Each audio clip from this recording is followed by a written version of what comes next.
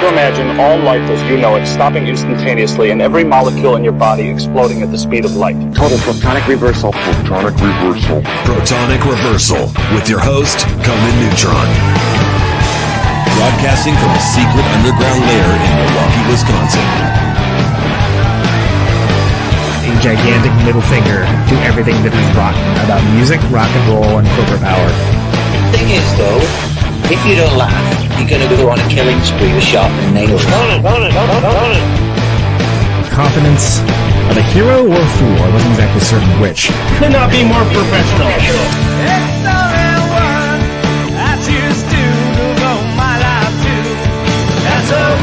It means something. It means something.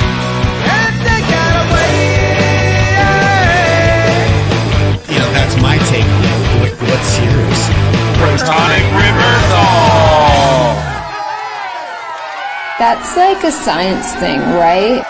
Indeed it is. It is a science thing. It is a science place. It's a scientific fact. They were all up in your face. It is time once again for the one, the only Protonic Reversal. Welcome to it. Episode 411. Oh, if I was really thinking, I could have had this guy on 9 more episodes. That would have been perfect. That's the pot number.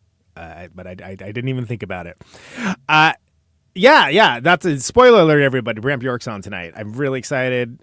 Brant Bjork Trio, Fu Manchu, Stöner, Kyuss, just legendary guy. Someone I'm a big fan of. Someone I frankly should have had on the show a lot longer, long time ago. But we're doing it now. But before we do it now, which is to say before we talk on this show, welcome to Conan Neutron's Protonic Reversal. I'm your host, Conan Neutron.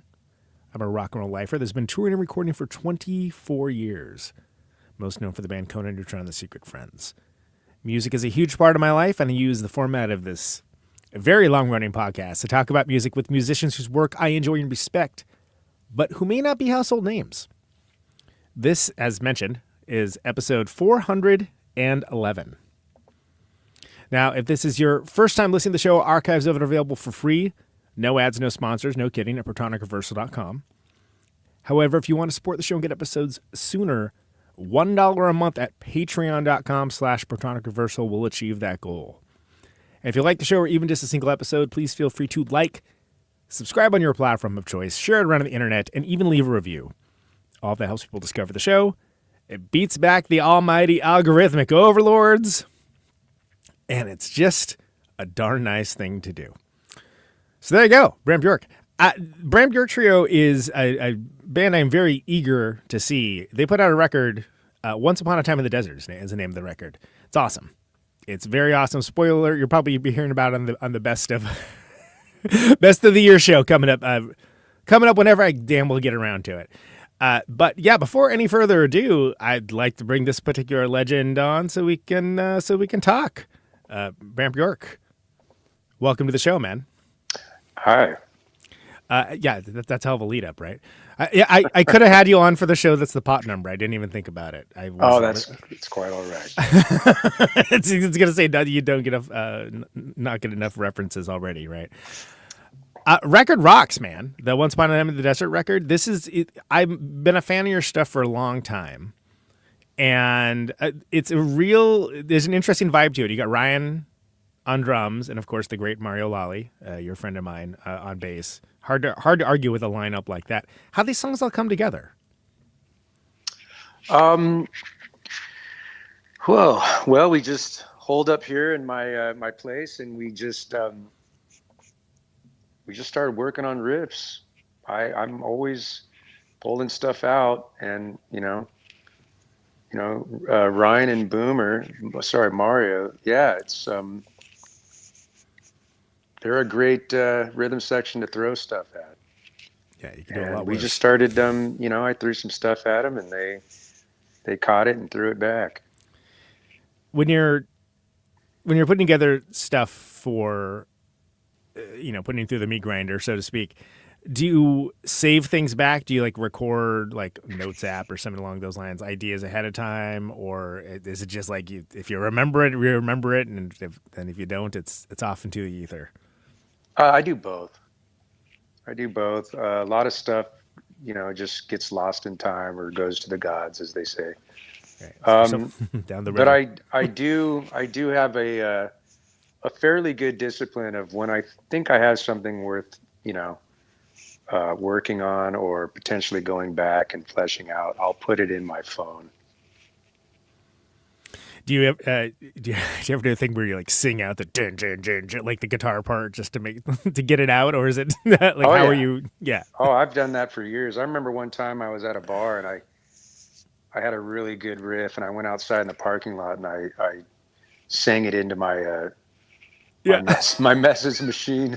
That ended up becoming a couple of Fu Manchu songs, actually. Oh, hell yeah. That's awesome. That it reminds me of like that Michael Winslow dude, Police Academy and all that, where he would make all the mouth noises and stuff like that. It's hard not to feel like something like that dude when you're doing it. But hey, we have the technology now, it's not just, you can think of stuff when you aren't just like sitting in the practice room with the guitar in hand or whatever. Right. So that's it's right. a lovely thing. Did you conceive of this record as kind of like its own deal, its own thing? Because obviously I think there's a lot of permutations of different lineups over the years. There's Brant Bjork Trio, there's Brant Bjork and the Boys, obviously Stöner. There's like a lot of different lineups and iterations, each with their own sort of sound and flavor. But did this from the outset seem like, oh, this is a new thing? Because I know that like live, there's a few other songs from other, do we call them other projects? Other records, at least, that you'll throw in now and again, because a good song is a good song, I would assume, right? I mean, that's how I would look at it. Well, I mean, every new project is just that. It's a new project. I have had a number of bands over the years, and out of respect to those, to those bands, those collectives, if you will. Yeah. I like to give them a particular name so they can kind of be identified.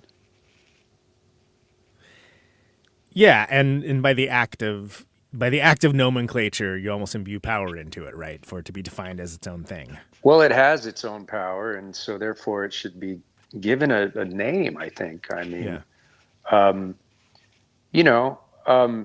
don't spend a whole lot of time thinking about it. Right.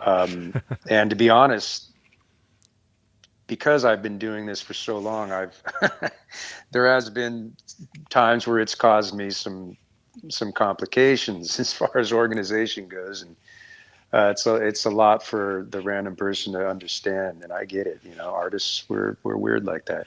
Yeah. But it makes sense for me, and it's just something I like to do, and I think it's an enjoyable thing that's necessary as well.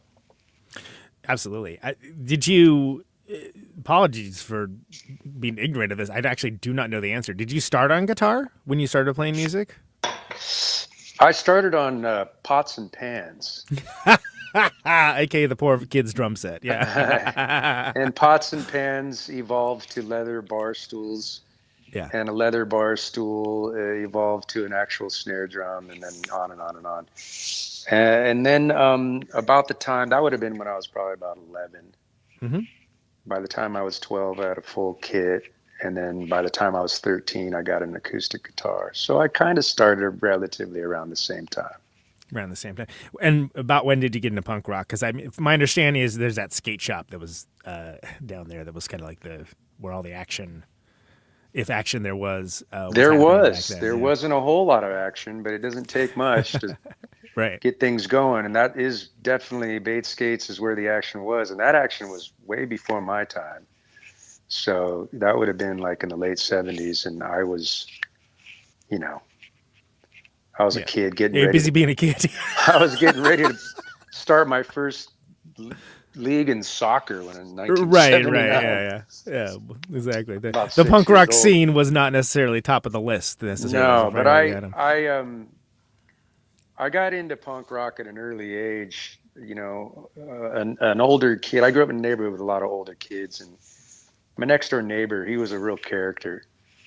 And, almost like a drug pusher, he pushed like some punk rock on me at a very young age, which would have been like, I think it was DOA. Nice. And, up until that point, my idea of radical rock and roll was like Kiss or something. I mean, I actually, in Yeah. all fairness, I was already a huge fan of the Ramones, which was probably my favorite band and continue to be all through my formative years. But hearing hardcore was an entirely different thing. That was like, that was next level. The power of it, the immediacy of it, it's yeah. Yeah, it was. There was urgency there that was unlike anything I'd ever heard, and it was beyond real. Like when I heard DOA, I was like, I couldn't believe someone even allowed them to record. For real, right? Yeah. Yeah, I was like, how, did they know what they were doing? They must have broke some laws to do that somewhere.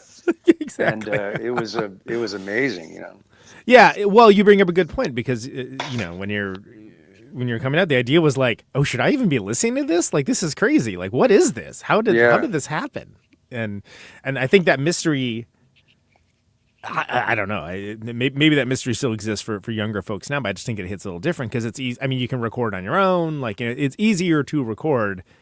And I just remember as a kid, same way, having my mind blown by the Ramones. And like, honestly, I didn't love it when I heard the first record. I thought it was funny. I was like, oh, that's funny, because I was a big Dr. Demento guy. I loved Dr. Demento, and I was like, oh, that's. And then I kept listening to it. I was like, oh wow, this is really good actually, because it was so fast and I never heard anything like it. I was like, oh my god, that's funny. In my house, my parents, who were older than most of my peers' parents, they grew up in the 50s, so there was a lot of original rock and roll in my house. Fats Domino, Little Richard, Chuck Berry, man. Like. Yeah, and when I was a kid, I saw Rock and Roll High School on cable television. Nice. And I just thought, man, these are like guys that look like the dudes in my neighborhood, but they sound like Little Richard. Right, yeah, and I loved it. And I was so young. This was probably around 80 or 81, probably around 80. Yeah. I was so young, I didn't think they were a real band. I thought they were made up for the movie. Oh, like the Monkees or something? Like where it was, exactly. how funny. Exactly. I thought they were, Oh, what happened there? All right, there we go. That's crazy, because like I could totally see that, because they had such that unified visual aesthetic, right? It was just too perfect. Yeah, I was like, there's no way. And then you can imagine how the excitement of the day when I realized from an older kid that they were a real band. Yeah. Oh my god. I mean, that was like life changing, really. Do you got to see them play? It was my first out of town concert. I was 14. My mom dropped me off at the Hollywood Palladium. I saw the Ramones. It was like not long before. I think Dee Dee left a couple years later. That's a pretty good show, dude. It did not suck. Yeah, I only got to see him one time, and it was at it was one of those Lollapaloozas. It was the one that Devo and Soundgarden and Jesus Lizard and Cows and stuff. Yeah, I saw that tour as well. That was great. And that's the only time I ever saw him. But I saw Joey do a thing, like he guested with a band and did some songs. That was pretty cool. But it was it wasn't the same. I just came into a little too late. Yeah, I saw him quite a few times, probably about 5 or 6 times. So, where do you go from banging on the pots and pans, having the acoustic guitar, to actually playing? Like, you get some friends together. Like, what's the avenue for that? Because I'm always interested in people's path into music. Like, how do you fall? Do you fall into it? Do you climb into it? You know what I mean? Well, I did both. And as I've said, I don't know if music chose me or if I chose music. It's hard to say. But as I mentioned before, there were a lot of older kids in my neighborhood, and one in particular who would have been kind of like a mentor. He lived across the desert, and he was older and was really into Kiss, and he was a drummer, and he was really into Peter Criss in particular. And he got himself into a band, and even though he wasn't really a punk rock guy, mm-hmm. he got himself into a punk rock band, and this would have been probably around 83, and they were called the Swankers. And so myself and a couple of other kids in the neighborhood, we used to go over there and watch them rehearse. And I mean, this is like the first time I'd even really heard live music. And I was like sitting on the floor hearing these guys playing this, like Generation X covers and Clash and stuff like that. And they were very British influenced. And it was great. And I just looked at my friends. Sorry, go ahead. You're seeing it. You're in the room. It's happening. Like I'm sitting on the carpet watching these guys. Right. and it was a hell of an experience. I mean, so much so that once we left one day, I asked the other kids. I said, "Hey, man, I think we should do that too." And so we all started a band, and that was kind of how things started. That's awesome. So was it easy to like get gear and like and get all that together in those early days? Like were parents supportive? Yeah, there was definitely some Santa Claus action happening. Sure, yeah. And then as I said, my parents were older, so they were kind of old school. So they bought me a kit from Sears. Oh, nice. But I had to do extra work and more chores to get money to buy each piece. Yeah. So it took me like about a year to work off and get a full drum set together. But I kind of attribute that to my learning the drums, because I started out with a snare and then I got a hi-hat, so I had a snare and a hi-hat, and I was able to work on that. And then I worked and got enough money to get the bass drum, and then I was working on that. And I think the way that I did that, it kind of helped me respect each drum and what it was capable and what it was necessary to do. Right. It's not like you're walking in with like a Neil Peart setup and there's like 1,000 drums and like some chimes. I didn't even have a cymbal for like a year. Yeah. So it had an effect on my. You got to make it count, learning. Right? Yeah.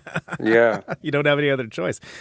That's awesome. So was early on. Are you're playing around the area? Like, did you have a desire to get out and play at the world at large at first, or was that more of a developing thing? Oh yeah, my ambition as a musician preceded anything. I mean, it was insane. I really wanted to get involved. I mean, the older kids that I mentioned in the Swankers.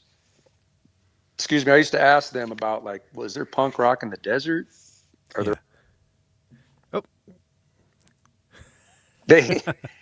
they actually said, yeah, Mario Lalli's the godfather of punk rock, and he's, and that was my first hearing of this legendary Mario Lalli, and I mean that was in 1983, so that tells you something. Oh man, yeah. And but the other kids that I started our little neighborhood band with, I mean, they weren't quite as ambitious and to be frank, not quite as talented. Right. And so I had to kind of seek elsewhere. And so I knew there was this older kid that he was a punk rock kid, and I had heard through the grapevine that he had a band. And I also knew that he had a paper route and would deliver papers down at the local drugstore. So I would skate down there every Saturday, and I'd wait for him to deliver papers. And when he did, I'd say, "Hey, Ted, my name's Brant. I play drums. I want to join your band." Well, he was older, and I was about 13. He thought I was crazy. Yeah.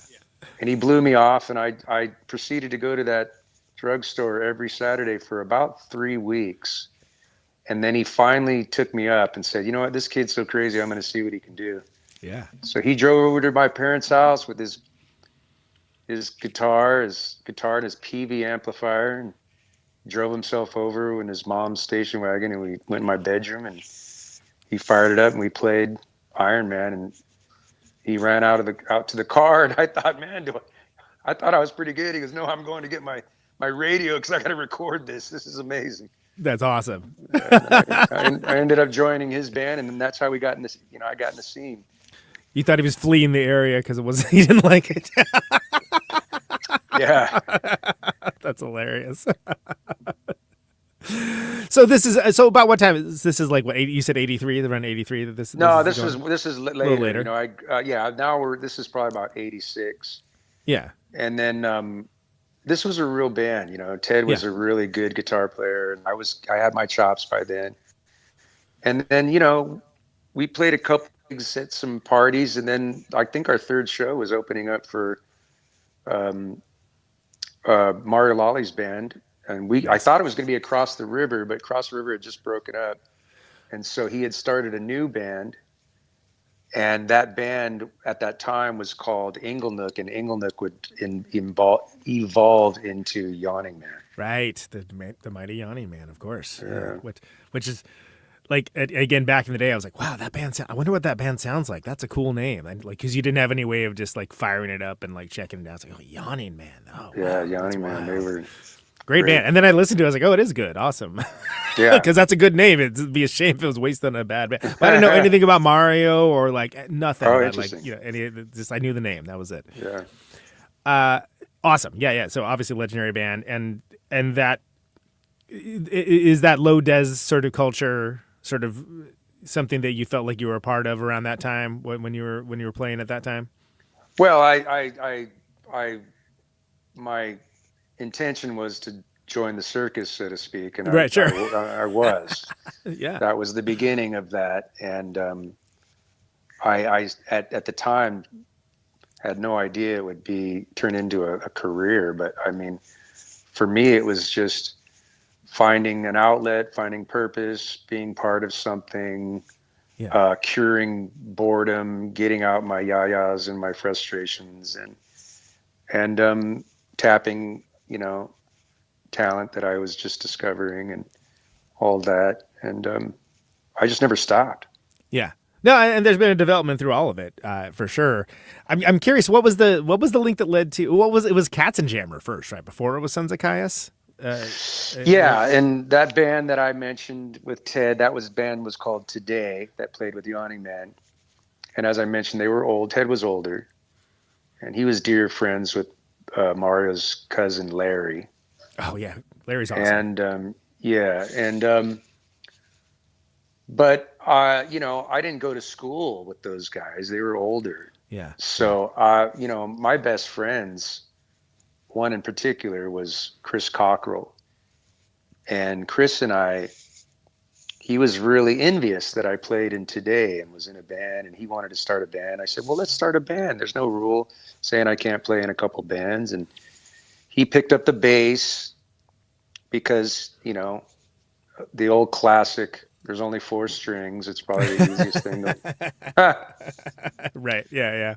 And we knew a kid that lived a couple blocks away we heard that was selling a bass, and that was Nick Oliveri. And so we went over to Nick's house and said, we'll buy your bass. He said, what are you doing? We said, we're starting a band. He said, well, I want to play. And he said, well, all right, let's jam. And so we started playing. And then I said, I know this other kid that I met who plays guitar, and that's Josh Homme. And so we all just started getting together, and we started our own band, a band that represented like us, our peer group, Right. our age group. And then it just kind of evolved. Yeah, and it seems like that's coming very much from the I attribute it to the Minutemen, like the go start your own band kind of like vibe of just making your own everything, making your own entertainment. There we are. Making your own, making the music you want that you aren't hearing, right? Like you want to hear something and like, oh, cool, let's make it. Let's make it happen. Let's make it exist. Yeah, that's very much. Well, even going all the well, yeah. I mean, yeah, of course. Yeah. I mean, I as far as musically speaking, we were just excited to get together and get on the same page as far as starting a song and ending it. It's a good place to start. Yeah. We didn't quite have the idea of creating music on in any kind of particular level. It was like we hadn't got there yet. But yes, by the time we evolved and and had found ourselves in the middle of what would be Kyuss, at that point, the name of the game was absolutely 100%. Let's just create the music we want to hear and we don't hear. Yeah, and that's that's something that I think some of my favorite bands all just they're just almost creating in a vacuum. Like it's very different than other stuff that's around because it's reflective of the surroundings. And I think that's definitely the case with that band. As much as the sound can resonate with people, and sometimes it's just, oh wow, this is like a weird cul-de-sac of punk rock that I don't know where these freaks come from. What town were they from? Where you hear something and it's just like blows your mind. Be like, I have no frame of reference for any of this, but it's cool. Yeah. And then so it starts off as Sons of Kyuss too, right? That's Yeah, Katzenjammer was like it was the classic rock and roll scenario where we had an opportunity to play our first show, which would have been a party at our friend's house. Yeah. And he was known for throwing good parties, so we knew we were going to be in front of some local heads. And we're like, oh shit, we need a band name. Yeah. And I kind of was left to kind of oversee that department. And I came up with the name Katzenjammer. I found it in a dictionary, and it was a weird looking word, and it meant like a hangover or something. Yeah.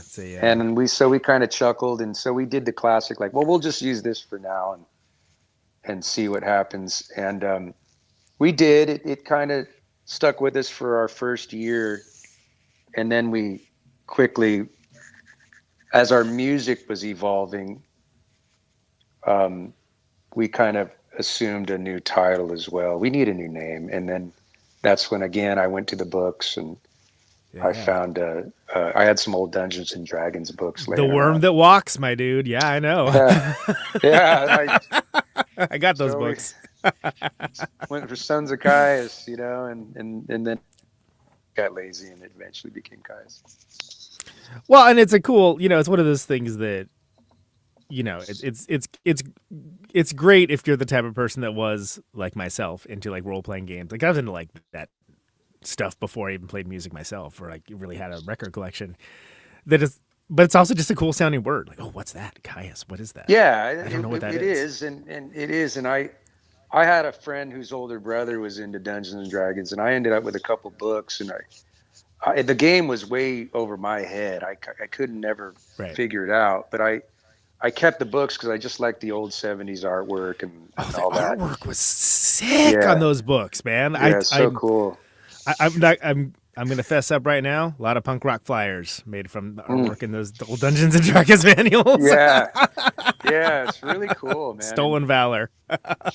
So I got to be honest. I didn't have much confidence in my being able to find a band name in those books, but it gave me an excuse to check them out again.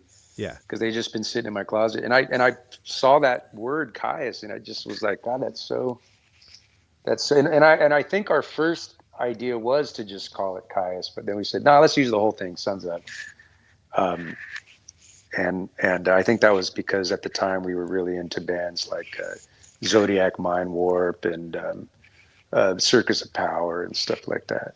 Sure, yeah. So we went with Sons of, and then eventually we just got lazy, like I said, and just used Kyuss.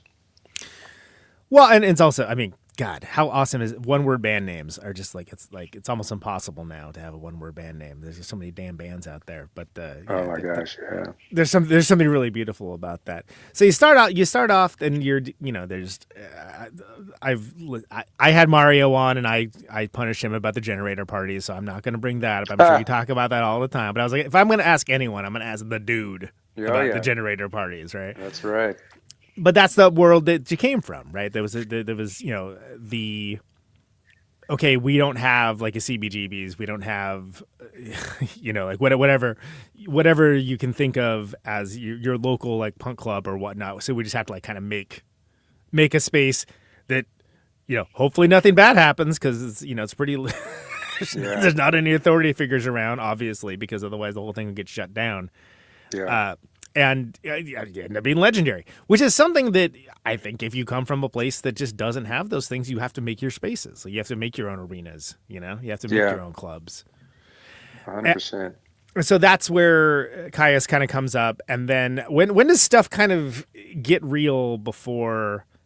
Because you record that first EP, right? There's that first EP that you Sons of Kyuss. And then when do you meet Chris Goss? Well, to answer that question, I'll go to and try and keep it tailored, but we got to go to the beginning, which is we were obsessed with the Misfits. Yeah, man. And so what we really liked about the Misfits, other than their music, was their legendary releasing of their own records in 7 inches in particular. Cough because- Cool, dude. I still have Yeah. that 7-inch. So good. Yeah, so we loved all that, and so we wanted to record 3 songs and put out a 7-inch. That was the extent of our, like, what we aimed to achieve as a band. And we ended up at a studio in Orange County through a friend whose father was a professional musician.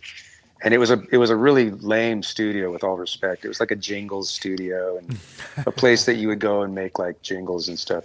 And the guy, the engineer, didn't know anything about rock music, let alone our music. Right, right. But the price was right, and obviously it was convenient, and it was just, for us, we were probably 16 years old, so it made sense. And we recorded there, and it never got pressed on 7-inches, but we had it on cassette, and we passed it around to friends, and we weren't super excited about the recording. But about a week or two after we recorded, I got a phone call, and it was from this woman.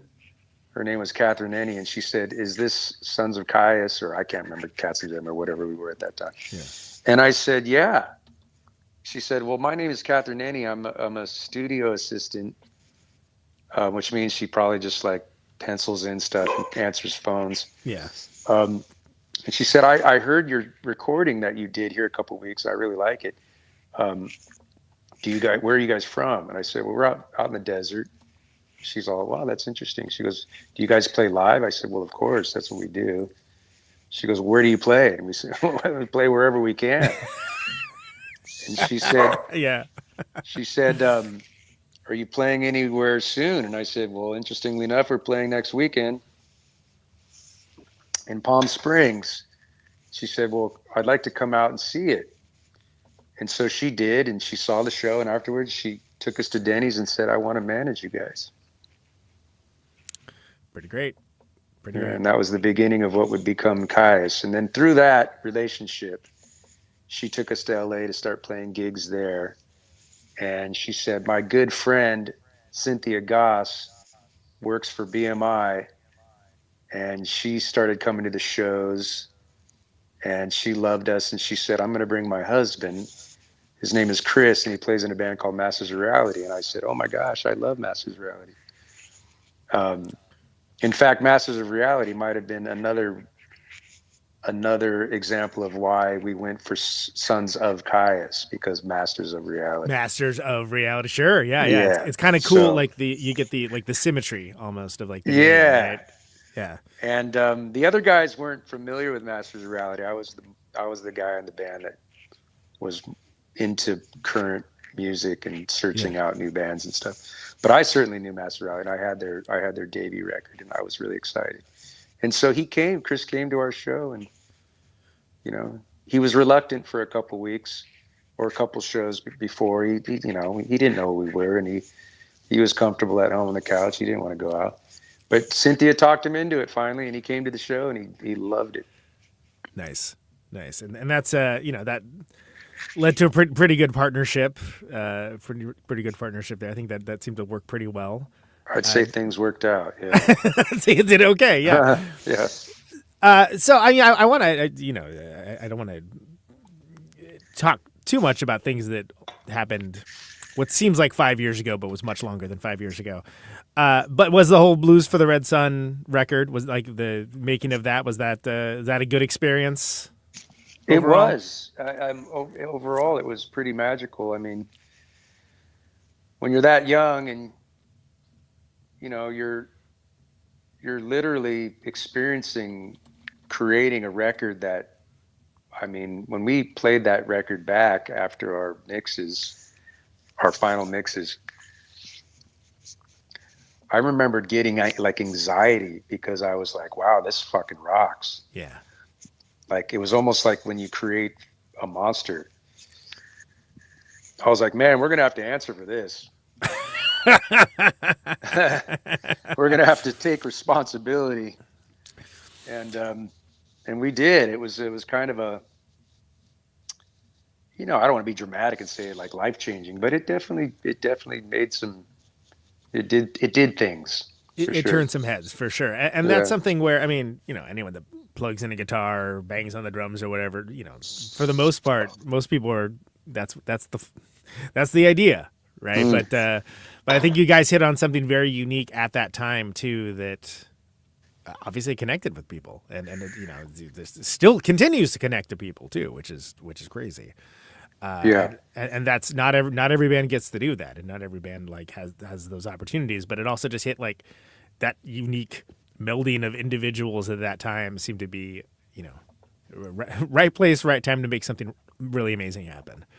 Yeah, I have pondered that exact concept over the years, and it's like, you know, it's interesting to think about if we were doing the right thing at the right time or the wrong thing at the wrong time, or it's I don't know, but we were doing something, and that was our version of trying to capitalize on what we thought was a freak opportunity.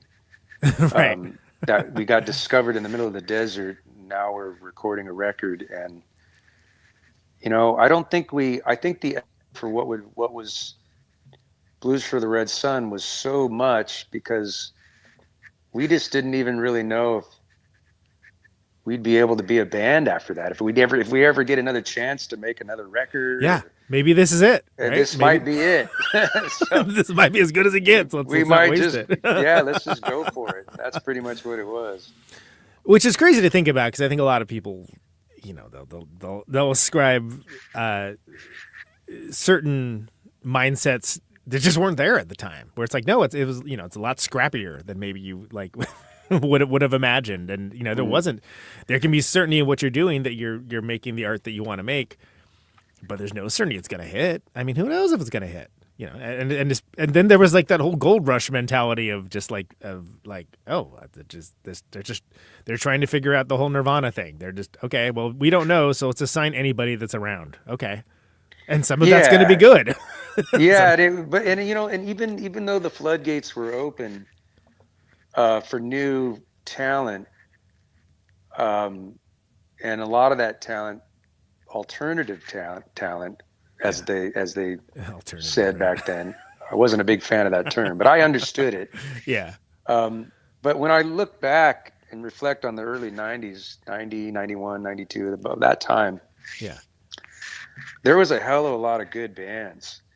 I mean, yeah, the floodgates were open, but it wasn't a bunch of hacks running through. I mean, Nirvana was a great band. Soundgarden was a great band. I mean, you had Smashing Pumpkins were a great band. The Beastie Boys were making incredible records. I mean, the list goes on and on. I mean, there was a lot. In hip hop, there was a lot of great music. The bar was extremely high in 91, 92. And so, like, we just thought we were kind of young and scrappy, and we were. But we were also trying to like respectfully say, hey, man, we've been given an opportunity and we know that the bar's high. So we're going to, I mean, you know, when you hear Blues for the Red Sun, we're playing at the absolute best of our ability. We could not play any better. Yeah, man. We didn't like, we didn't like reel it in so we can get like some good songs together, or, I mean, we just couldn't have played on our instruments any better. And I don't think it hits with people as hard if you weren't, right? Because I mean, I characterize that time period as just like, for a brief period of time, they kind of let the freaks in because they didn't know what else to do. Like, I was like, all right, I guess it's, you know, like this. But if the art wasn't there, then, like, you know, whatever. The bunch of bands that just, you know, amounted to nothing, sounded like nothing. And I think there's always, especially anything new or new to people's ears that don't have a frame of reference, I think that it's always going to hit. It's always going to be something that hits. So speaking of hitting, I think Brant hit the wrong button. So here we go. We're going to be back with Brant Bjork in just a moment. I hope. All right. Yes, indeed.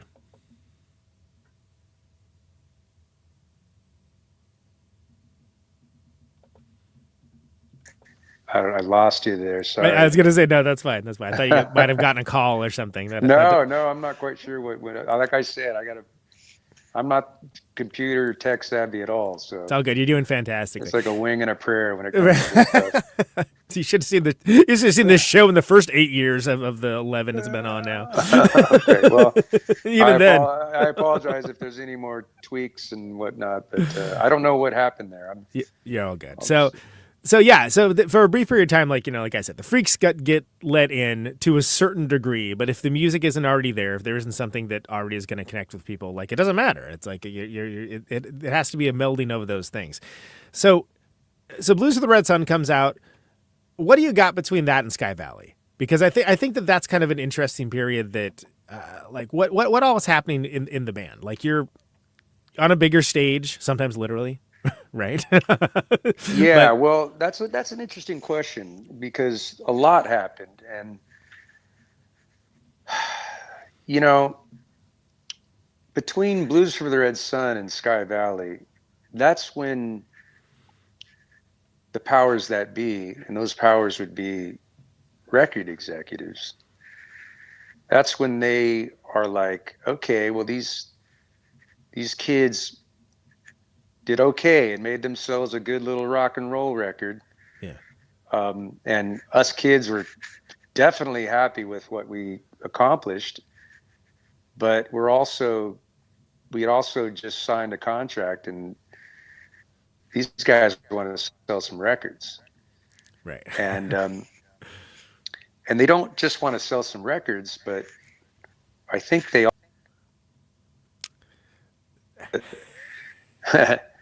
to think maybe we could not just sell some records, but like really groom them into like a big band. Yeah.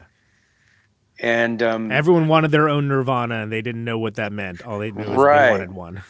Right. And so there's where we started getting, we went out on tour. We supported, and all our tours, which I think is pretty cool. I mean, they were the result of bands personally calling us, wanting us to tour with them, which would have been like Danzig and Danzig, the Faith No More heard about us, and then because of Faith No More, it eventually went to Metallica, and we just became a rock and live. I mean, we already had our live thing down because we grew up playing in the desert, but it started to get kind of like.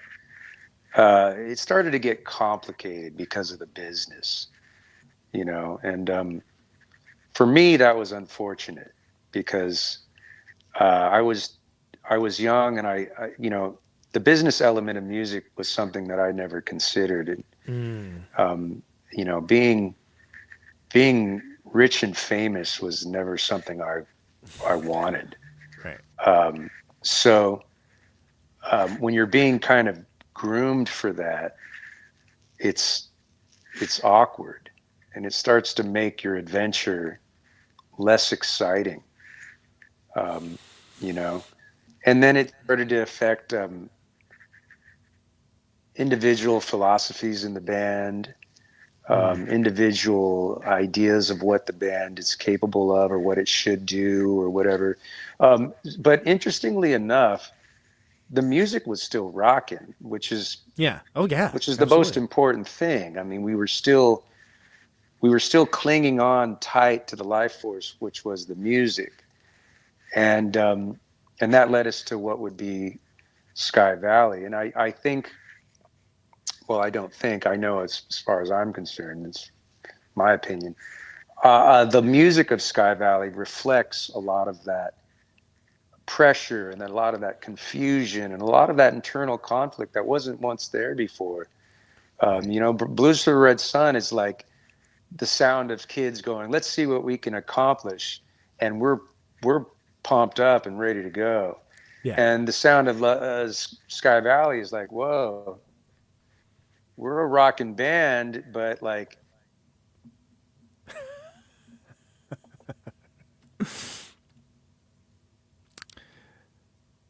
they were indeed a rocking band. Yes. Yes, they were.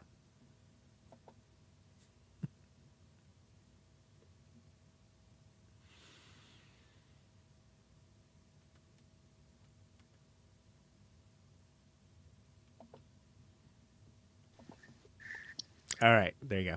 Here I am again. There he is. I have no idea.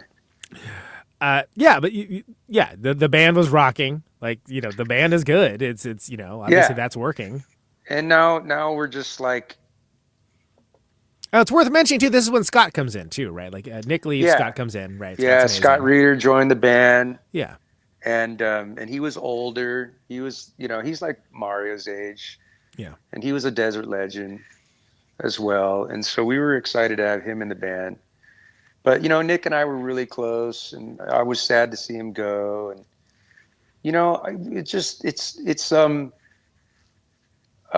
Sky Valley's the sound of like kids, like oh, all right, yeah, this is like, it's real now, and we're dealing with the real elements of like what it means to be in a working rock band. yeah. And it's and we were kids. I mean, this wasn't Led Zeppelin. We weren't like older guys that were like knew exactly what they wanted to do and how to do it. I mean, we're young punks, man. We were, we didn't know what the hell was going on. The only thing we knew how to do is rock. That was it. Exactly. You're like, what? Music business? I'm sorry. What? What did you say? Exactly. Well, and there's, there's always the allure for some folks too, and when you get to have those potential doors open for you, that's like, well, what exactly do you do? Do you like double down on like what you're doing now? Do you try to like do something different that maybe can attract different folks in? Like whatever. It's a normal thing. I think an artist will ask themselves. Do you feel like everybody was on the same page? No, absolutely not. No, that was no. Fair. Okay. No, I swear to God, I didn't think that was a leading question, but no, I mean, one of my favorite bands is the Grateful Dead, and I mean, they're I mean, whether you like their music or not, one thing is almost unarguable. I mean, their ability to remain a band and be it's as amazing. effective, Yeah, it's insane. And I can tell you the reason they are able to do that is because they are all on the same page. Yeah. And that's how you achieve that. And it doesn't matter if you're playing rock and roll or whatever. I mean, that's how you do it. That's Sky Valley. It's the sound of frustration because we're now officially not on the same page. Musically, yes. Yeah. But philosophically, spiritually, these kinds of things, we're not politically, socially, we're not on the same page anymore. Boys becoming men and growing apart, all in the course of like a year. Yeah, man. Yeah, and it's such a formative time as a human, let alone just as an artist, right? Of just like, people are going to be very different. They're not going to be how they were even a year ago, let alone like how they were 10 years ago or something, So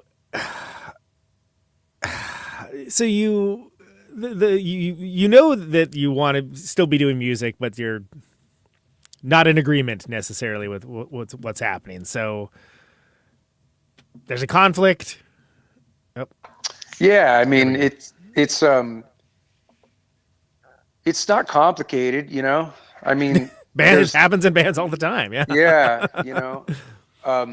it's just it's a conflict of interest. Yeah, a couple guys in the band want to be rock stars, and be rich and famous. And speaking for myself, I didn't care about that. I didn't want that, and I didn't want to get rock dragged into something that doesn't make me comfortable. And so, yeah, it was a really disheartening experience, and something that I wasn't really prepared for and didn't see coming. But success, which we were experiencing, and no matter how much or how little success, everyone responds to it differently. That's true. And you never know exactly how that's going to be until it actually happens. Right. So we all had different responses to what little success we were achieving. And I used to think, oh my God, this is just, I mean, you can imagine the success a band could achieve. Right. I mean, we're just I mean, we just got let into the club, and it's already like everyone's already getting going nuts. I'm like, Yeah. Geez, it's Yeah, this bad. exactly. It is this bad already. Yeah. Can you imagine what's gonna be like in a couple of years? Yeah. Well, I didn't have to worry about it because I said I gotta jump ship. This is getting crazy.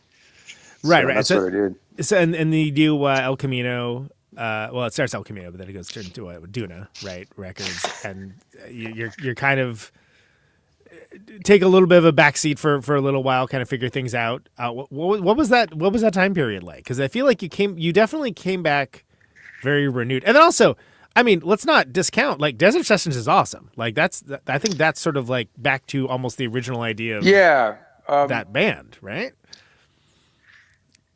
I don't know. Like You getting froze down up there. Oh, okay. Is that better now? Okay. Yeah, I think so. Okay. Cool. I have bars and all this stuff. I don't know what's going on. I've got what it is, battery and anyways, it's the internet. It's gonna be okay. yeah. Yeah, Desert Sessions was fun. I enjoyed that. I'm not gonna lie. I enjoyed doing that. But after I left Kyuss, I did play music for about a year. I moved up north to Northern California with my girlfriend at the time. Santa Cruz, right? Humboldt County. Humboldt. Love it up there. Arcata. So beautiful. It's such a cool nice. area, man. Yeah, it was nice. And so I kind of chilled out and then, went through my frustration and my depression and then came back to the desert and started getting involved in music again. Yeah, I mean, you played with Mario, I know, in Fatso Jetson for a while. Yeah, love that band. He had just started Fatso Jetson. I ended up playing guitar, and then I played drums and with some local friends here from the from the scene that we started a hardcore punk band called Decon. Oh yeah. And my friend Tony and I, who plays drums in Fatso Jetson, we started a record label, El Camino. Tournay, and and I was just doing that and working as a prep cook with Larry at the family Lalli restaurant, and working construction. And then Scott Hill from Fu Manchu called me one day. Right, because you worked on the No One Rides for Free record, right? If I remember, yeah, right, in '94.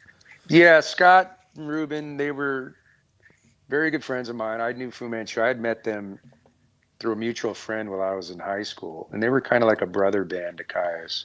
Yeah, Ruben's awesome. We played with Freaks. Time Before Last. I love that band. They're great. They're a trip, man.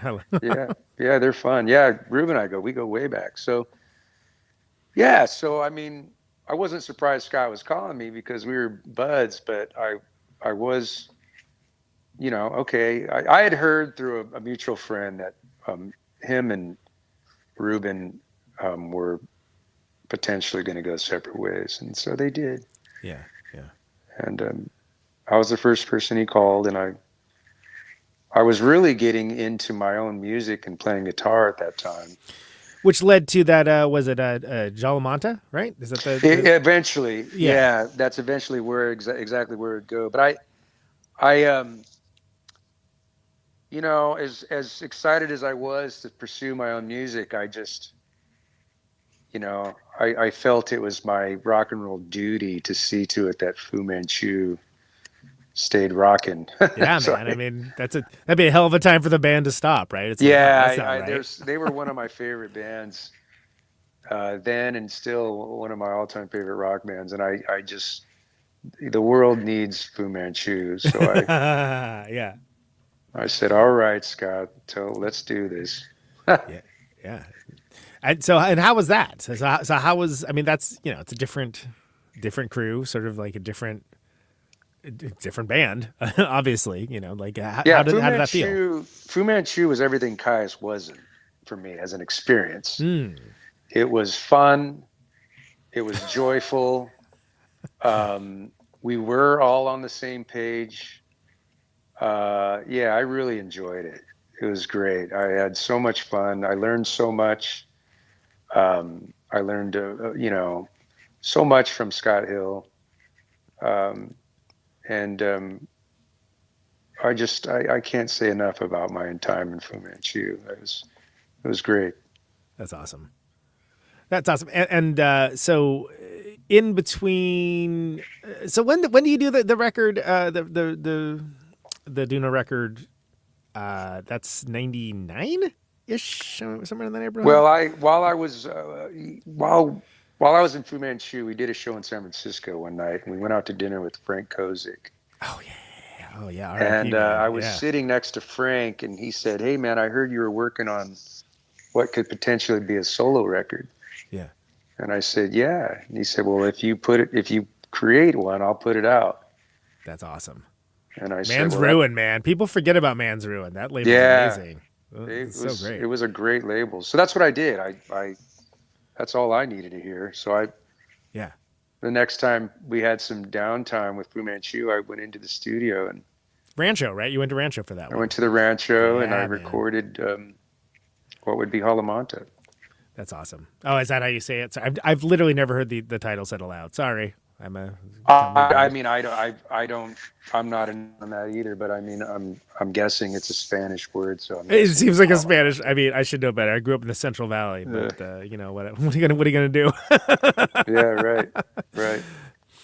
So, do you have any hesitation about it being like not under a band name, but like it being your name's on it? It's got your name. You're James Brown. It's Right. It's Brant Bjork. Yeah. I was very hesitant, and I didn't know what to call it, and I had a list of names that I was going to throw on it, and my girlfriend at the time was like, "What are you doing?" She's like, "You recorded all the instruments, you produced it, She's all, "What?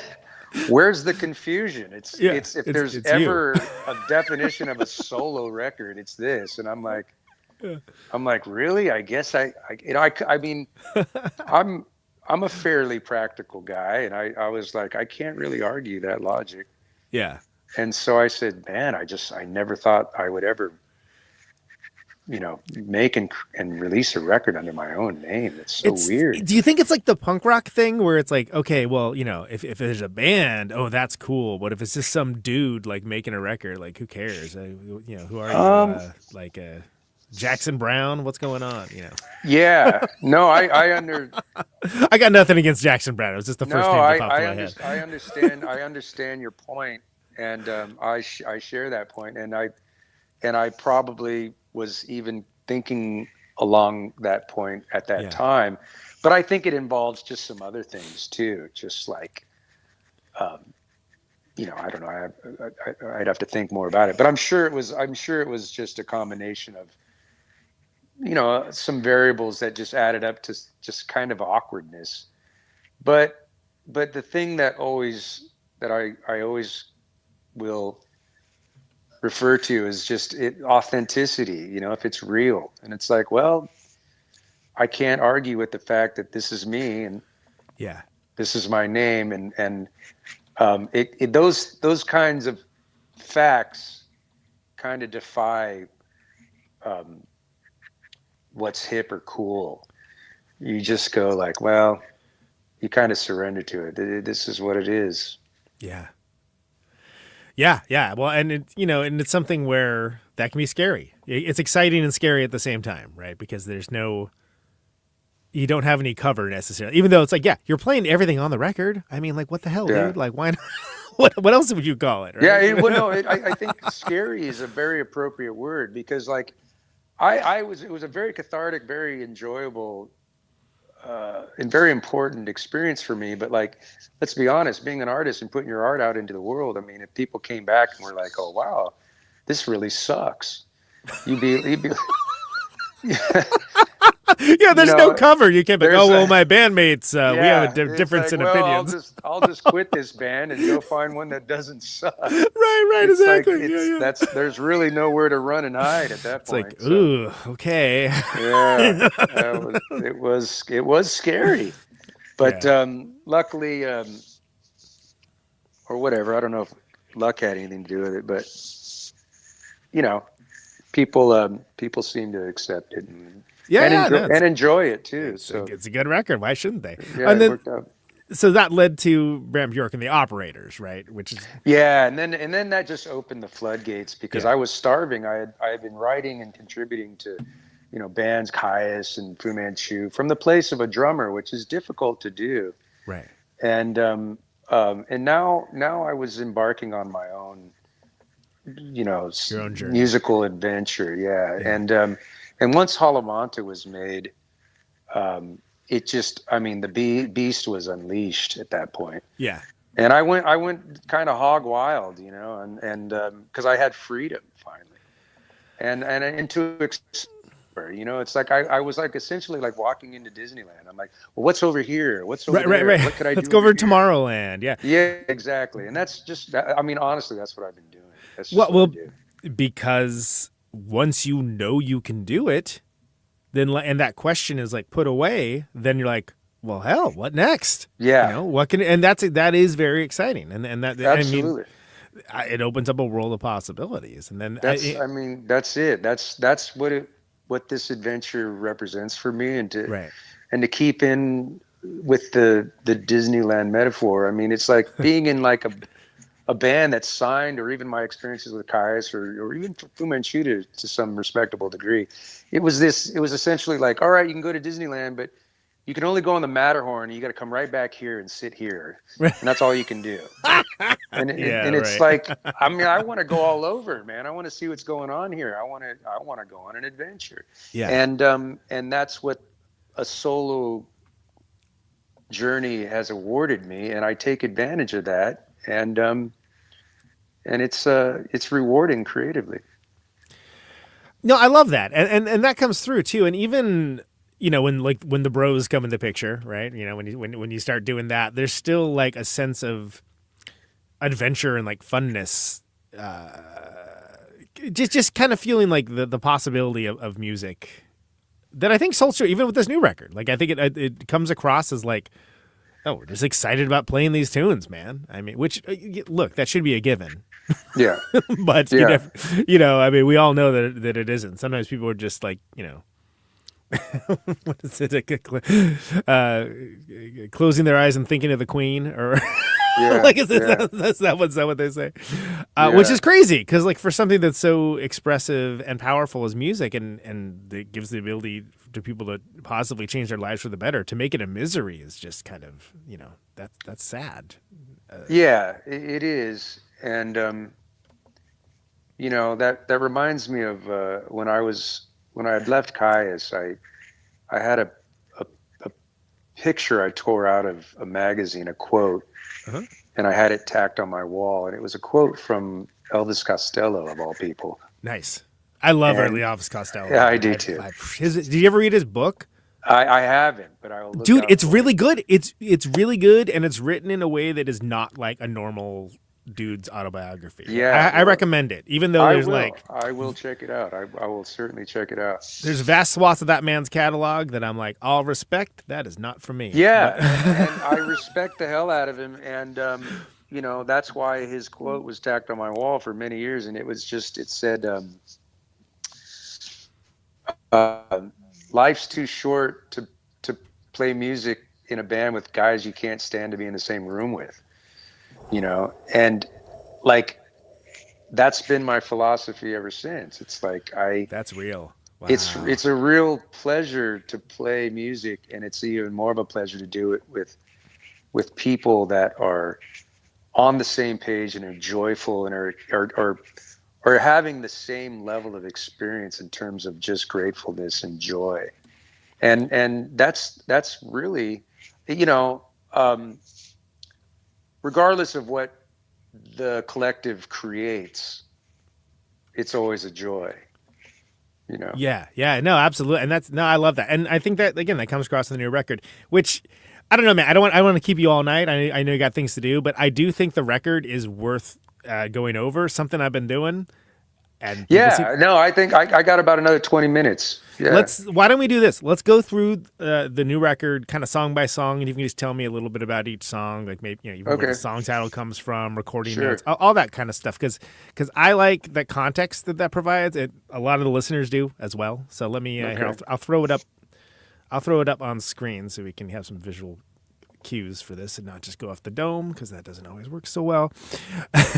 So Once Upon a Time in the Desert. Let me scroll down. I got the Bandcamp page up. You Are Free is the first song. Let me crank up the freaking font on this. Jesus Christ. You Are Free. Tell me about You Are Free. Tell me about that song.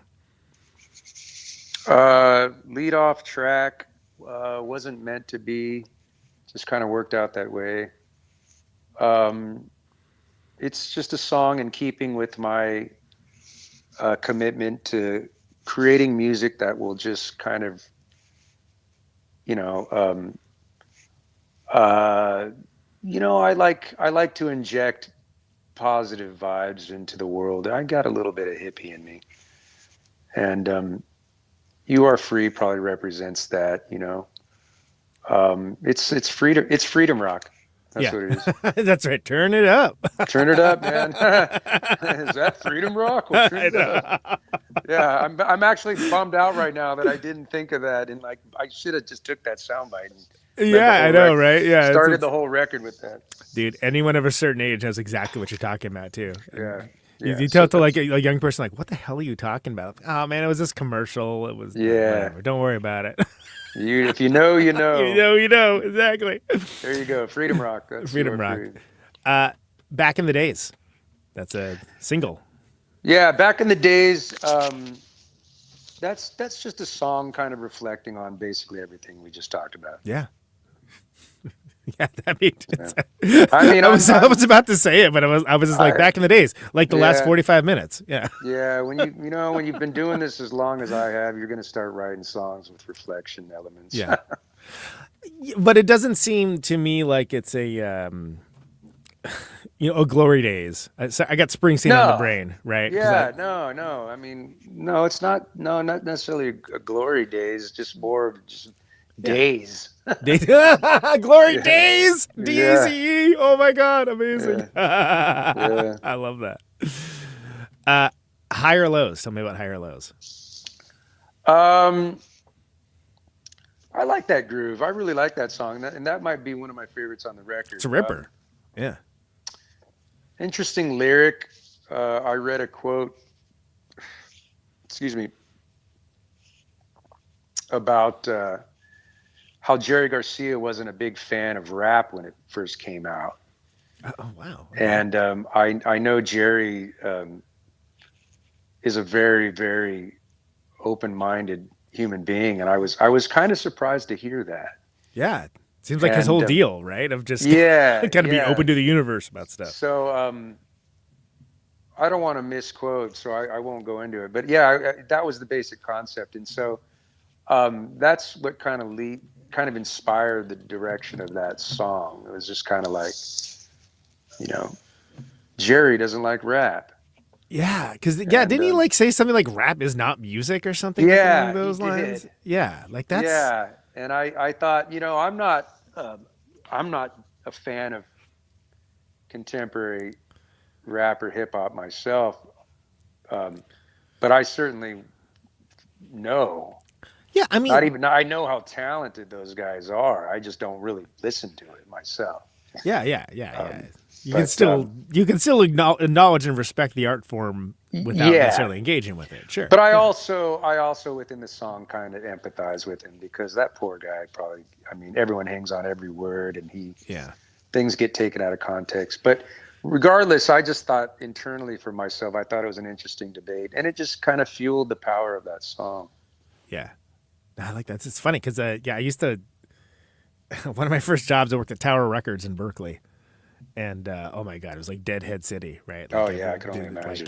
Can you imagine? Yeah, that's exactly what it was, and there's people at the Church of Jerry all the time.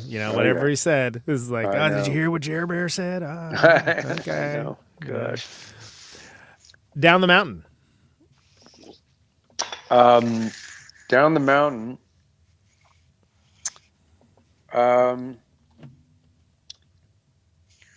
That song was probably musically, I think it was inspired by like, my favorite all-time record, I think, is Are You Experienced? Hell yeah. And I just think that particular song is probably me trying to tap that vibe, if you will. And the lyric is just about,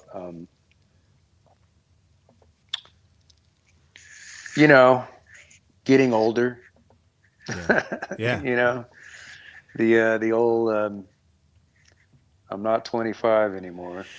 Oh, yeah, You know? testify. Yeah. Yeah. That's about all I got to say about that. Yeah, enough said. Figure it out. Yeah. Magic Surfer magazine. You know, I was obsessed with surfing as a kid. And I think it's kind of funny because I was in the middle of the desert. Right.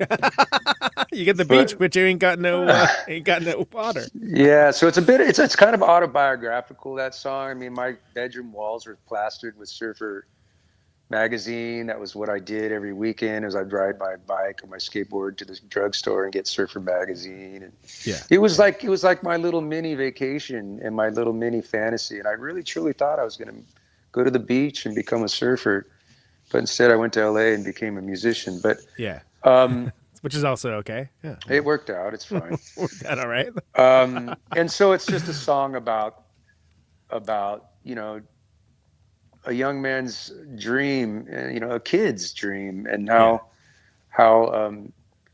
you know, things don't always just work out the way you thought, but it's okay. It's perfectly fine. Sunshine, which has the paren, is making love to your mind. Oh the yeah. title. That was the first song. That's a beach vibe. Yeah, we recorded. That was the first song we wrote. Oh, word. Okay. I believe for the new material. Yeah, so we were playing Sunshine live before we recorded the record. Nice. So it's that classic lead-off track, the one that kind of sets the direction. Yeah, sets the tone. Yeah, the tone, the It's a level vibe, set. the idea. Yeah, so it's kind of like the engine of the whole train. Is Sunshine. Yeah. Centerpiece, if you will. You know. Right? Yeah, I guess. I mean, I love the song. It's I really dig it. You know. I don't know where my head was musically when I was writing that, but you know, I dig it. I dig that song. Rock and Roll in the Dirt. Yeah, Rock and Roll in the Dirt is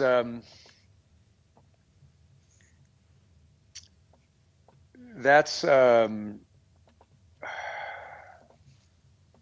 interesting tune. It's got an interesting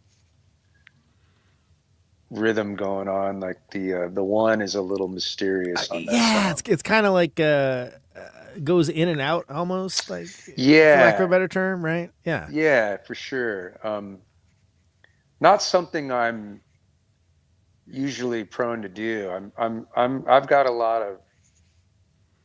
of blues and funk in me, and I kind of like making the one be very prominent and Very recognized. pronounced. Yeah, Very yeah. pronounced. Yeah, but that song this seems to just be a groove that was kind of demanding to be fleshed out, and so I went with it. And then Rock and Roll in the Dirt was a title that I've had laying around for quite a while. Probably my love of Rock and Roll Over by Kiss. Yeah, hell yeah. And so Look, they have a Kiss. Oh man, I was just about to give my opinions on Kiss. Oh, I gotta mark the time. All right. We'll be back with Brant in just a moment here. right, there we go. I was gonna say Kiss have a lot of songs that are, you know, whatever, cornball / not for me, whatever. But I mean, come on, you got to give it up. They have some bangers. Yeah, I mean, I know it probably has a lot to do with growing up in a neighborhood where all the older kids are obsessed with Kiss, but I love Kiss. Yeah. They're one of my favorite all-time rock bands. dude. I love them. To me, they never wrote a bad song. And they have like 12 of like the best songs in rock and roll, which is it's like, insane. I mean, they're so it's crazy. they're like they're the most successful underrated rock band I could ever imagine. I mean, And what people pay attention to are all the things that are not the music. Too, which is exactly. kind of a I drag. mean, Peter Criss is so amazing on the drums. It's like Yeah. it's insane. It's insane. And Ace Frehley, I don't even know where to begin with Ace Frehley. Yeah, I mean, I fuck with Kiss. It's like he when Ace Frehley does a lead, it's literally the sound of cool. I mean, the Oh guy my is God, he's cool as fuck. hell yeah, man! Are you insane. kidding me? Well, and like people, that only know rock and roll, which I think is a killer song, actually. It's like, Yeah. how about like Black Diamond or Oh, my God. like Yeah. Strutter. Oh Right? yeah, Jesus Or Christ. strange ways on Hotter Than Hell that Peter Criss sings. Yeah, I mean, yeah. it's insane. Or even Oh, like God of Thunder. When I first heard that Oh, bass yeah. sound, I was like, what the hell is happening there? Yeah, it's incredible, man. It's so good. Yeah, so I honestly can't say Rock and Roll in the Dirt musically is a nod to Kiss, although Yeah. God knows I've done plenty of that and throughout my catalog. Yeah. But yeah, certainly the title. And then the lyrics are just kind of like, I don't know, it's almost like a blues lyric. Yeah, I can hear that. I can hear that. Yeah, it's like a blues lyric. Do you know that band Harvey Milk? I know the name, but I'm not familiar with that. No. Real killer band. They kind of started off, real like wild record that is super heavy and slow and kind of like on that Melvin sort of tip, sort of like. And I was like, oh yeah, this is real good. I enjoy this. They came out with this record called The Pleaser, and it was just because Creston just really loves Kiss and wanted to make a big arena rock record. Everyone was like, whoa. But everyone was like, fun. what the hell? And it's such a good record. It's so awesome. I like it already. But like, but people were just like, oh, why don't you do the thing you're doing the other record? He's like, go listen to that one, dude. Yeah. Good for him. That's awesome. No, it's. I highly recommend. Yeah, Harvey Milk, The Pleaser is the name of that record. I will check check that it out. out. Creston's a freaking. That guy's a. He's a very inspiring personality too, and Groovy. interesting dude. Astrological Blues, California Girl. Yeah. I think that was another song that I probably was, I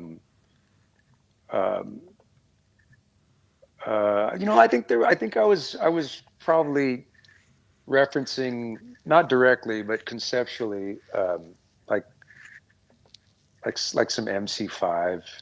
Oh, totally. Yeah, Like man. just like yeah. I like that kind of shoot from the hip, freewheeling, Detroit rock and roll, like kind of. I think that's where my head was at with that, and then I had this piece of music that I really liked that was kind of not that. Right. And not in that direction. And then I thought, well, it's always fun to break some rules, or do something unobvious. And so I tried to tag them together, and had the band that I was able to do that. And so that's what we did. We kind of put some chocolate and some peanut butter. Yeah. No, I can definitely hear the the wham bam, thank you man, born Hellraiser, I don't give a damn sort of element to it. Yeah. Absolutely. Yeah, I totally hear it. All right, and then last song on the record, Do You Got Some Fire? Yeah, that's there's always a little bit of, like I said, there's always a little bit of funk that sometimes creeps into my music, and I just like, sometimes I get on a groove or a lick and I just don't want to stop. And there's always those few songs that come around. More often than not, that just gives me an excuse to just be shamelessly, just do my thing. I'm not inventing anything new. That's for sure. And I don't claim to do so, but it just comes out of me, and I'm just going to roll with it. Yeah, man. Yeah, that's killer. I love it. I think the record's awesome, man. I hear a lot of records every year, every week. Jesus Christ! But yeah. So here it is. The Once Upon a Time in the Desert, Brant Bjork Trio. I really hope that the audience, if they don't already know about it, first of all, check it out, but also pick up a copy. Right? This is a this is how bands make money. Buy something. God damn it. Sure. Yeah. Absolutely. Yeah. Y'all, y'all are hitting it hard too. You're hitting it hard with the touring. You're taking the show to the people. I think closest you're coming to me is Chicago. I may haunt that. Yeah. That city sometimes. Yeah, Sometimes yeah. Milwaukee. Chicago's always fun. Yeah, I always like going out there and hitting the Midwest. So we're looking forward to that. We got a couple tours lined up for Europe, and then the UK and Ireland, and then we're talks of going back to Australia and New Zealand. Amazing. And, yeah, we just gotta. If people keep showing up, so we'll keep showing up too. And Ryan's amazing. Mario's like one of my favorite dudes and players. Like everything he does is solid gold as far as I'm concerned. Boomer's he's been one of my musical mentors my whole life. So. He's like one of the coolest dudes to ever live. I hope he doesn't listen to this, or actually, I hope he does. So I can hear that. He is. He's a special person for sure. Brant, this has been awesome, dude. Thank you so much for spending so much time with me. Thank you for coming on the show. I've actually been meaning to ask you for years, and I just never got around to it. So glad to make it happen. Oh, thank you. I appreciate it. So glad that it is in service of this fantastic record you put out by Brant Bjork Trio. I think everyone should check it out and have their report on my desk Monday morning. Yeah. Last thing, this is the only canned question before I let you go. Only canned question I ever ask, and you can choose to interpret it however you like. But why do you do what you do?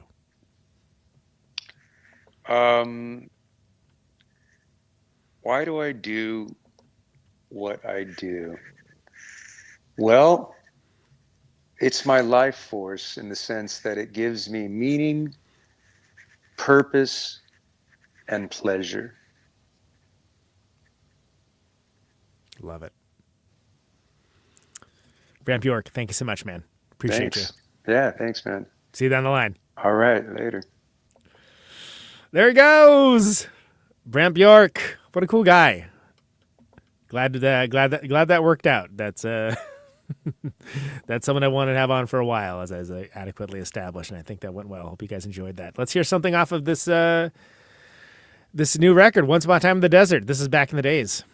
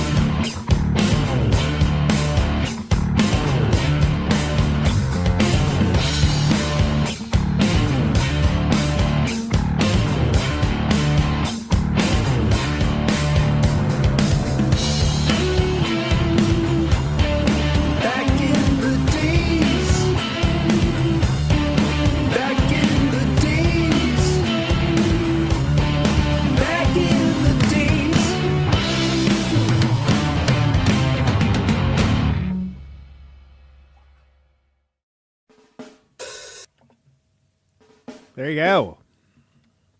A little Brant Bjork Trio for you. That's Once Upon a Time in the Desert's name of the record. Awesome. It's got a really cool cactus green with a cactus lady creature. Yeah. Good stuff. Good stuff. That was killer. Hope you guys enjoyed that. Name of the show is Conan Neutron's Protonic Reversal. Thank you so very much for listening to it. This show airs generally Thursday, 8 Eastern, 7 Central, 6 Mountain, 5 Pacific. Streaming live on YouTube, podcasted later everywhere for free. Archives always available for free. ProtonicReversal.com. Always, always, always. But if you like the show and you want to get episodes sooner, $1 a month at patreon.com/ProtonicReversal. Gladly will achieve that goal. And that is a beautiful thing indeed. Thank you for folks liking the show on the various forms of social media, subscribing, leaving a review, sharing it around. All that helps people discover the show. And that's helps beats back the almighty algorithm as well, which is deeply appreciated by yours truly. Jamie Stillman of Earthquaker Devices, Harriet the Spy. Coming up next. Excited to talk to that dude. Party Helicopters too. Forgot about that. So that's happening next. Lots of other cool stuff coming up, including the best of the year episode. Favorite records of the year. It's coming up. Still working on it. It's almost done. Anything else? Yeah, go see Brant Bjork Trio on tour. They're hitting it hard, man. They're hitting it hard. So report back to me. I'm sure it's fantastic. Report will be on my desk on Monday morning, please. Thank you.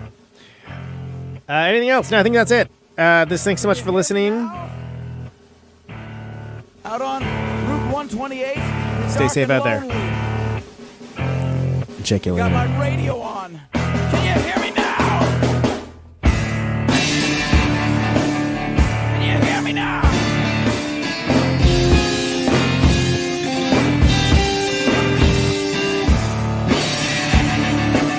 Can you hear me now? Can you hear me now?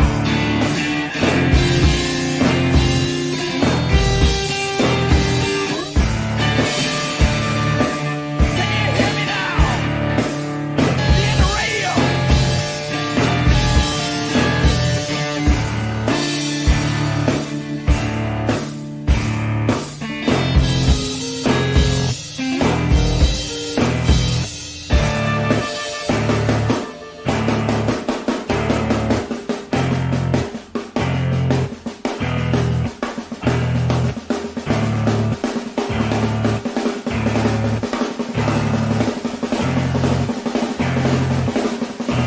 And that snare drum and that drum roll means we've got a winner.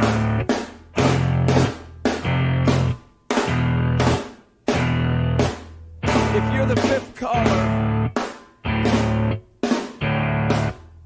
or any caller at all,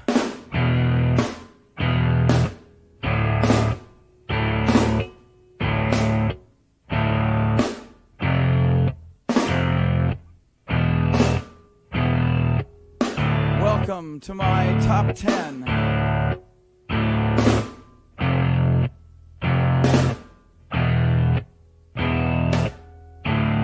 I'd like to thank our sponsor. But we haven't got a sponsor. Not if you were the last man on earth. She was prepared to prove it. This one goes out to a special girl.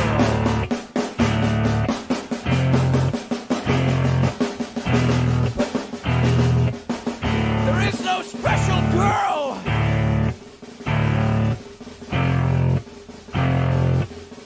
It's the end of radio. The last announcer plays the last record. The last what? Leaves the transmitter. Circles the globe in search of a listener. Can you hear me now?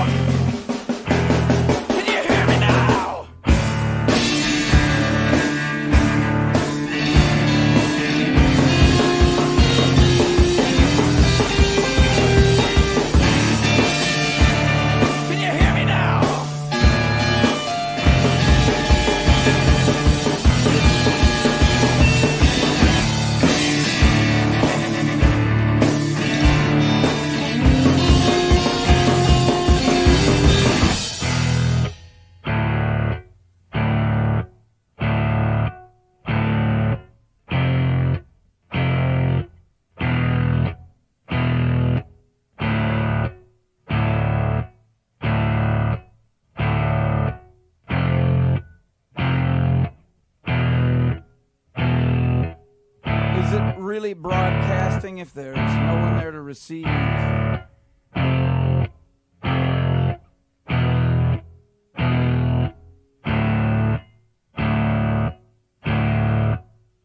the end of radio.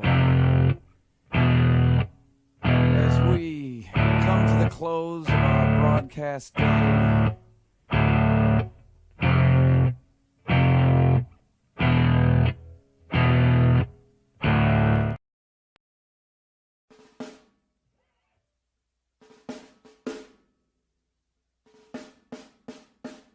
is this thing on?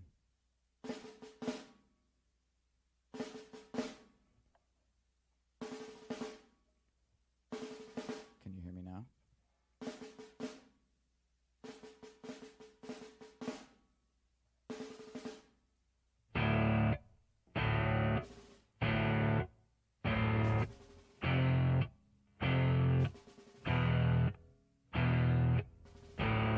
Are we going? Is this thing on?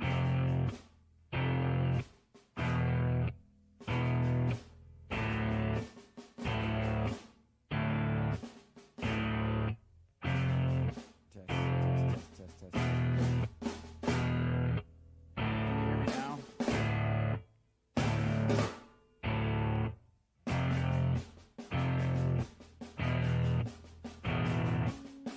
As we come to the close of our broadcast day,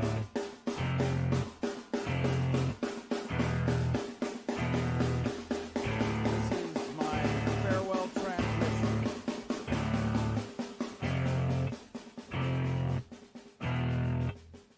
Signing off, Mr. and Mrs. America and all the ships at sea.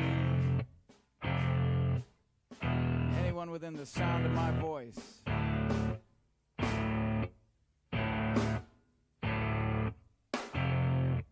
I've got 50,000 watts of power. I want to ionize the air.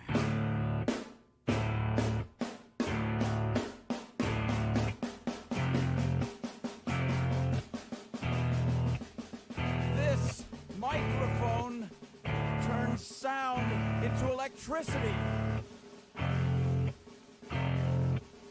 Can you hear me now?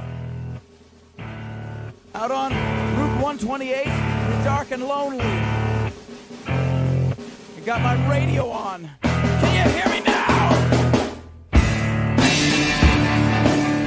Can you hear me now?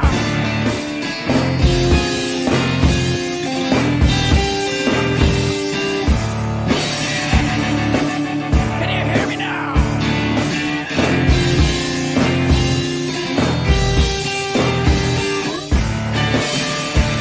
Can you hear me now? The end of radio.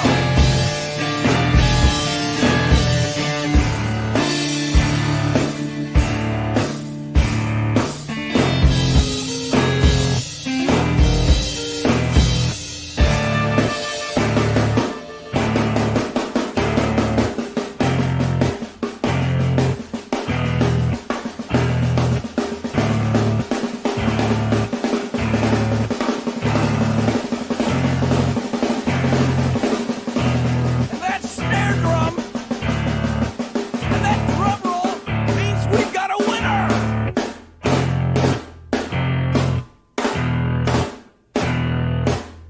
If you're the fifth caller,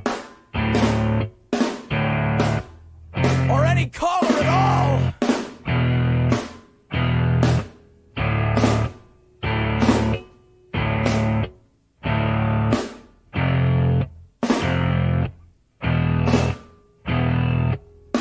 welcome to my top 10.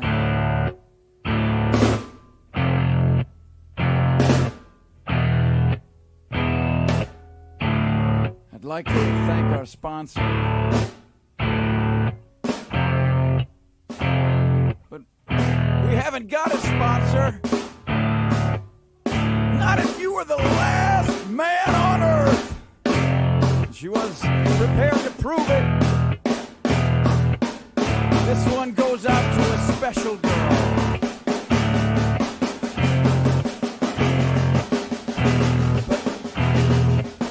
But there is no special girl.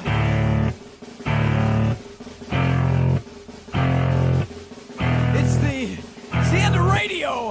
The last announcer plays the last record. The last what?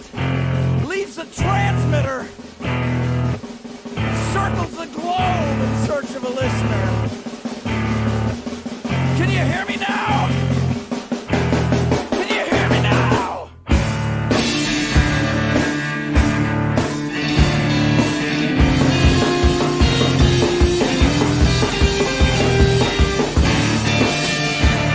Can you hear me now?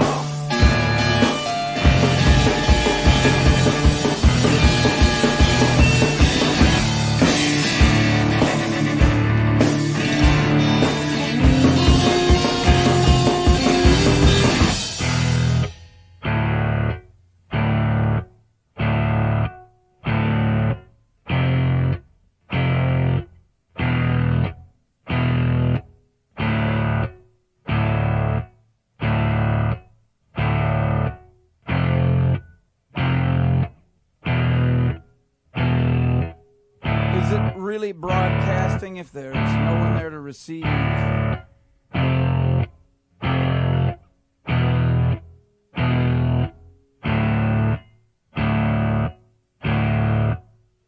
the...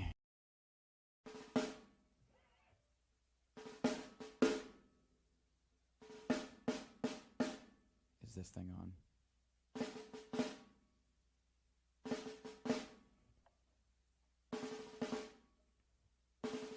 Can you hear me now?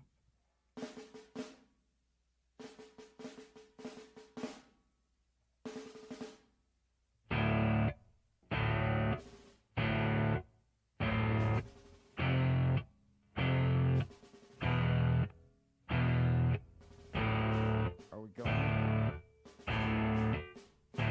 Is this thing on?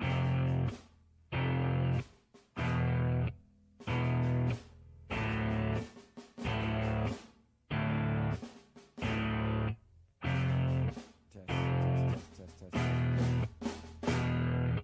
Can you hear me now?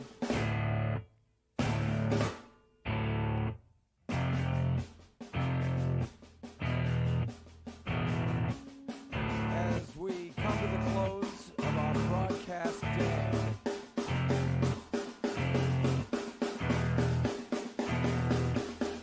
this is my farewell transmission.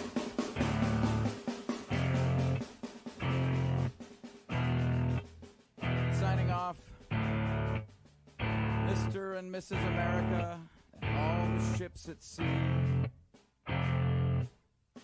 Anyone within the sound of my voice.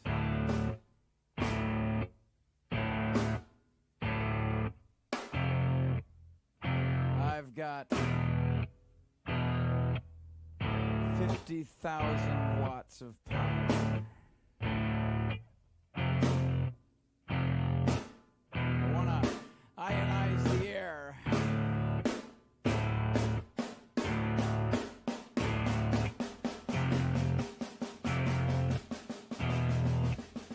This microphone turns sound into electricity. Can you hear me now? Out on Route 128, we're dark and lonely. I got my radio on. Can you hear me now? Can you hear me now?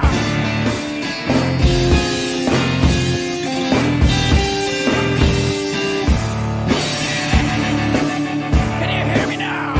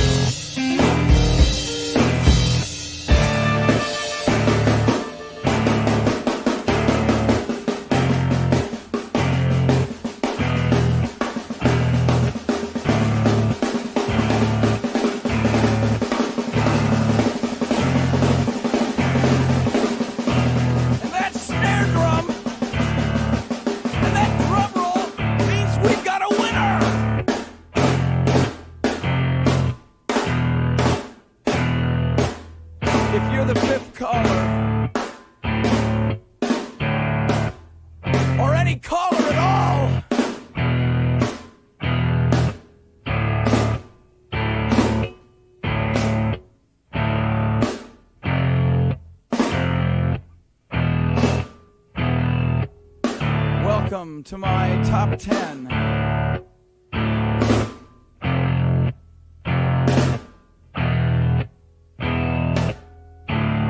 I'd like to thank our sponsor.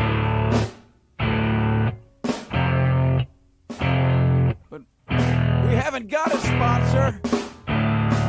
Not if you were the last man on earth. She was prepared to prove it. This one goes out to a special girl.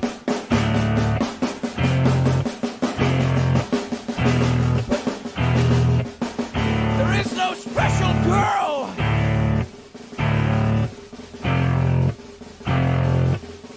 It's the end of radio. The last announcer plays the last record. The last what? Leaves the transmitter. Circles the globe in search of a listener. Can you hear me now? Can you hear me now?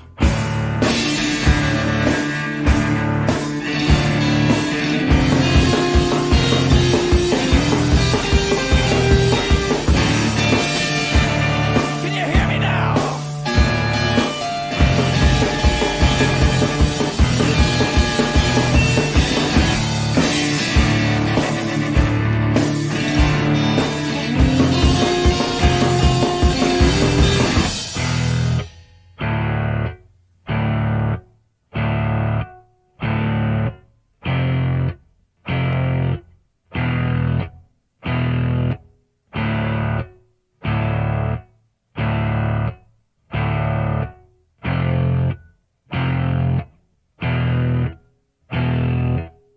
Is it really broadcasting if there's no one there to receive?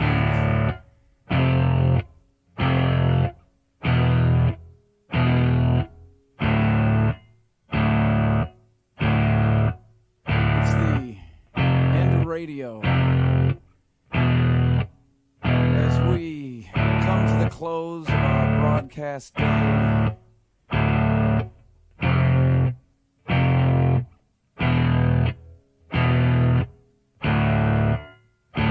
got my radio on.